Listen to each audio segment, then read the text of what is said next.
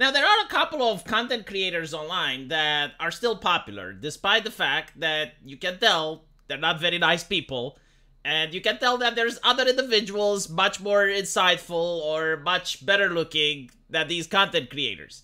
So why is it that these content creators are so popular? And the answer is because they're being cheeky little shits online. Being a cheeky little shit online is extremely well rewarded by the community. So this is my answer as to why. Now, if you look at the story of PewDiePie, he used to be one of the biggest YouTubers out there. I don't know if he still is. I stopped checking, but regardless, you know, he retired. But at his prime, he was one of the most watched YouTubers out there. And he's got this segment where he makes fun of, you know, women that, I guess you can call them e-girls. They would go on Twitch and pretend that they like gaming. But in reality, you would notice that the actual video game that they would play would be in a tiny corner of the screen. And the main focus would be on the cleavage. Which, you know, nothing wrong against that. But it was the hypocrisy because everyone was pretending, well, actually, it's entirely due to the gaming content that people are there, right? Like, nothing else is just the gaming content. So you have Alinity coming over, and this is how she got famous, by copyright striking PewDiePie because he was very hurtful, right? I believe like she even shed a couple of tears on stream, and you know, it was her abuse of the DMCA that sprung her into popularity.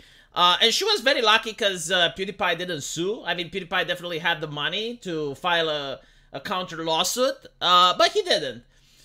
Now, the reason that this is funny is because as time moves on, she goes on through many controversies, and now, apparently, she's forced to go back to what apparently is copyright school.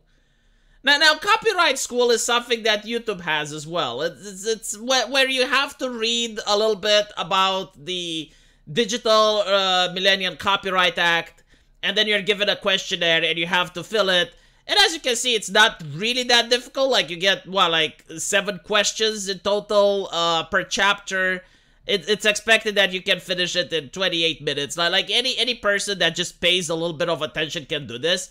But like, she's acting like, oh my god, I'm being sent to school. Oh, haha, the horror. Look how ridiculous it is. And now every press outlet is also reporting on this as if it's something new. No, it's not new. Like, all of us content creators know about this.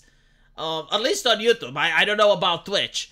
But here on YouTube, we know about this, and we don't think that it's something demeaning or that it's something funny or hilarious.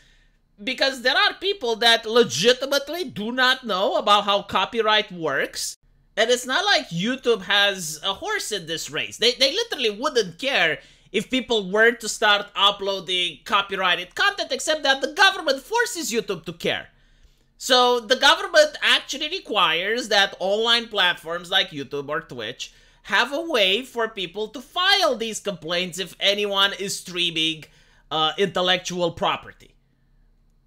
And this is why you have to go to this little school, because most people probably don't even want to break the rules. Most people, they want to abide by the law, but they may be unaware that this law exists and to what extent it is, like how many seconds of a movie you're allowed to show, what type of clips you're allowed to do, what is fair use and what isn't, right? So it's a good program. I don't understand why it's considered funny or hilarious. Especially when in some European countries, it's even illegal. It's not just a civil matter. It can be a thing that could land you in prison if you were to upload movies online that you do not have the rights to. So if you were to take the Marvels, for instance, and upload it online, well, actually, on most platforms, you wouldn't even be able to, because there are safety systems that prevent you from doing so. But assuming that you would, you can actually end up with the cops knocking at your door, and you can end up with a criminal record if you do it. If you take a movie and you make it available for a wide audience when you don't have permission from the intellectual property rights holder. So the private companies, like, having these schools where they're telling people, it's like, hey, this is what you're allowed to do, this is what you're not allowed to do, and we will restore your account if you complete this. This is a good thing. I don't understand why it's funny or hilarious. Now, when it comes to Alinity, like, what she is doing here is brilliant, right? Like, she's making this so that her name pops up on websites like Dixerto, And, you know, if you're an influencer, if you're a public person, you want your name to pop up in the media. You want your name to be trending. You want people who watched your channel but don't watch it now to be like, oh, Alinity, oh, she still exists? Oh, let's see what content she's doing. And it drives traffic. So this is why she keeps acting like this. It's not like she's unaware or that the people that are here are basically saying, oh, she didn't know. No, she knows exactly what she did. And I have seen like many people on Twitch abusing the system. I have seen even moderators on Twitch abusing the system. My favorite one was when a recent movie came out. I think it was John Wick. And there was a person on Twitch that actually live streamed John Wick for a wide audience, the entire movie, after it came out. And a moderator waited for the movie to be over before they shut down the account. In other words, I assume that the moderator wanted to see the movie themselves. I don't know if it's called moderator. I think it's a Twitch admin, right? But it was hilarious because right after the credits, then they decided to shut down the channel. I mean, come on, you know, the coincidence was...